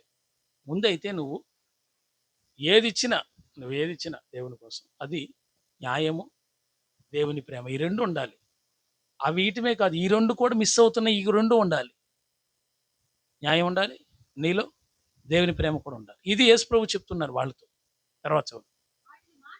వీటిని మానక, యేసు ప్రభు ఏమన్నాడు? వాటిని మానకంటే న్యాయమును దేవుని ప్రేమను గురించి కాదు, వాటిని మానకంటే ఇచ్చేది ఉన్నాయే, పుదీనా, సదాపాలం, ప్రతి కూరలు ఇచ్చే ఉన్నాయే, వాటిని మానక వీటినంటే న్యాయమును దేవుని ప్రేమను చేయవలసి ఉన్నది. వాటిని మానద్దు, వీటిని చేయండి అన్నాడు. అంటే ఇచ్చేది ఖచ్చితంగా ఇమ్మని చెప్పాడు. మీకు అర్థమైందో నేను ఏం చెప్పానో కూడా? ఏంటి అర్థమైంది? దేవుని ప్రేమను, న్యాయమును కలిగి ఉండండి. ఇది యేసుప్రభు బోధ. ప్రభువైన యేసయ్య చెప్పిన మాటలు, మంచి మాటలు. హల్లెలూయా. ఆ తర్వాత ఏమన్నాడు? అయ్యో,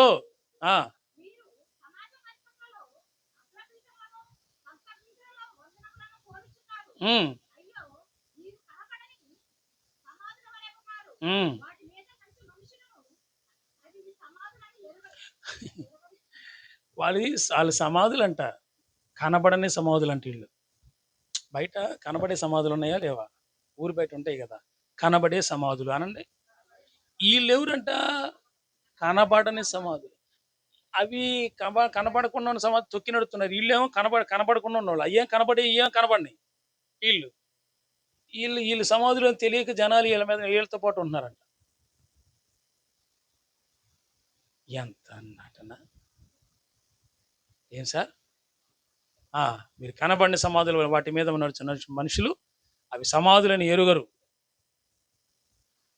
దేవుని స్తోత్రం చెప్పండి.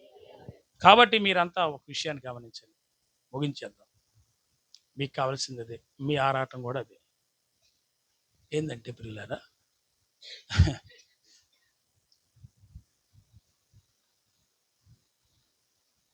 మీకు వాక్యం ప్రకటించిన తర్వాత ఎంత లోపలికి వెళ్ళిందో అదే ఈరోజు మీ బ్లెస్సింగ్, అదే ఆత్మ సంబంధమైన ఆశీర్వాదం. That is our blessing. అదే నిజమైన ఆశీర్వాదం. కాబట్టి పిల్లరా, మీరు దృష్టికి తీసుకోండి, ఏంటంటే అంతరంగములో శుద్ధి కావాలి, బహిర్గతంగా కాదు. దేవుడు కూడా ఇచ్చే విషయంలో కూడా వాటిని మానక న్యాయము, దేవుని ప్రేమ కలిగి ఉండాలి.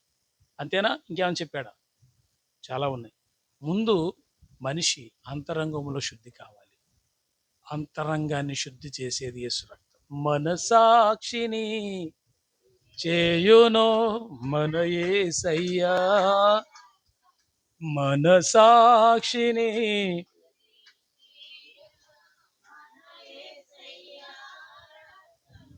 హల్లెలూయా.